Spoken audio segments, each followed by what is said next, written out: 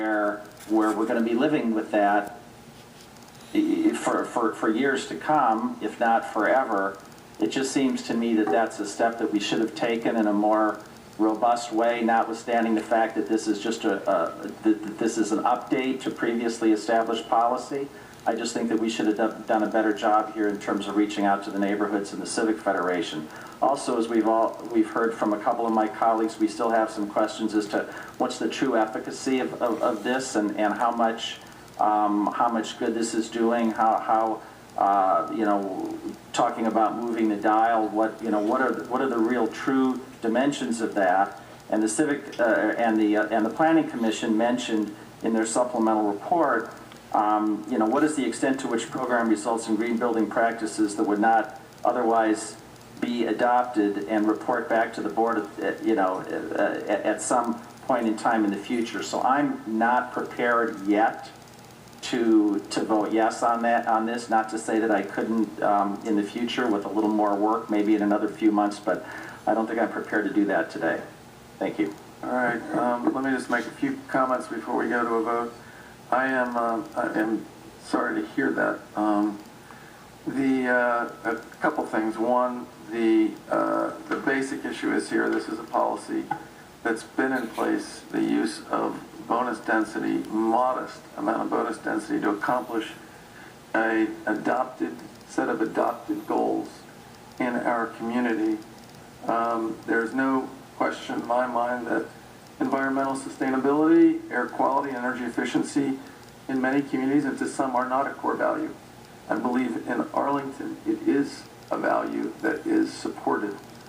And we've spent 4 years, the last 4 years, with a broad stakeholder involvement from every sector of this community, citizens included, commissions, business community, property owners, incredibly diverse group of people that came together to further look at our environmental sustainability, economic competitiveness goals in the context of developing a community energy plan. This community spent 4 years working on that and adopted the goals in that plan after an enormous amount of back and forth that was chronicled in the media, in the news, in community publications. Broad input. This modest tool is one of the only ones available to us in Arlington, because we are in Virginia and not Maryland and not DC, where we cannot regulate and demand and require certain things to accomplish our goals. We use the tools that we have. This tool has been in place for nearly 15 years, and now 15 years later, for the first time that I'm aware of, we're questioning this as a tool to accomplish our environmental sustainability, economic competitiveness goals. That truly is a disappointment to me. Why are we doing it? Because we want to ensure that we're not giving away something for free.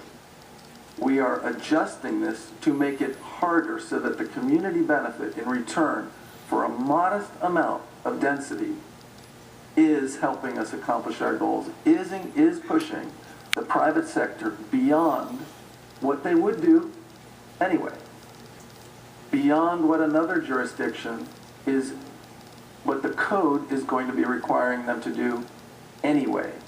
We're trying to get value back for the modest amount of density that may be at play. Edge issue does not strike me as the same concern as other people. There are edge issues. I don't see this as much of one, for the reasons the county attorney said. Nothing in here requires us to grant bonus density or any height or bulk that goes with it. We can say no anytime. We have a general land use plan. We have sector plans. We have a large number of plans and policies in place that guide how we respond in each and every site to a request or a consideration of bonus density for green building contributions. The Civic Federation, with all due respect, the Civic Federation, which is a terrific organization, is a pretty savvy group that knows where we advertise. and knows that we advertised last month and took